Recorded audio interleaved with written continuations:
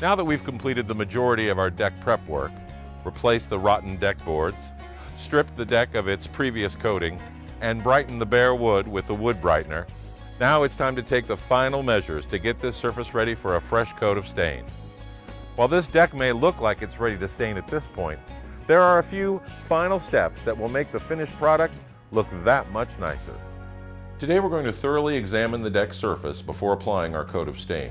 We're going to sand away some rough spots, use the router to ease some edges, and then apply our stain to finish the job. So let's get started. Most professional deck refinishers will tell you they've never met a deck that didn't need sanding before the finish coat was applied, and our deck is no different. Here's where a little extra effort can mean professional results in the end. For example, in this area, the top surface of these deck boards that butt up to one another aren't even. One sticks up above the other, which could cause someone to trip. We'll use our belt sander to level the surface so the two boards are flush. Over here we see the same thing. It's important to take some time to make sure all of these joints are flush with one another. We'll start with a very coarse 40 grit sanding belt for quick removal of material. Then we'll work our way up to an 80 grit sanding belt, which will smooth things out. In addition to high spots, we'll also need to look for areas where the previous finish wasn't entirely removed, as you see here. A light sanding with our belt sander will take care of that in no time. Also, try to taper your sanding away from the problem areas to make them less noticeable, like we're doing here. This will lead to a more uniform finish in the end. Next, we'll use our router with a roundover bit to ease the edge of these deck boards, which could also cause tripping. After routing, I always like to blow off any remaining sawdust from sanding before I start staining. A quick shot with this leaf blower will do the trick. Now, finally, our deck is ready for staining. The stain that we'll be applying to our deck is a semi-transparent oil stain that will provide some color, yet will still allow a lot of the wood grain to show through. Being an oil-based stain, it will soak into the wood and provide protection from moisture penetration and UV rays, which can be just as harmful as moisture. Speaking of moisture, before staining your deck, make sure there is no rain in the forecast for the next several days.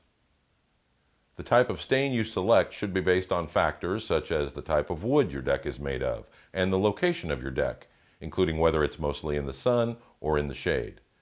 You should also test it first on a similar type of deck board or piece of wood to check the color before applying it to your entire deck. Sometimes the colors don't look quite right after it's applied to the actual deck.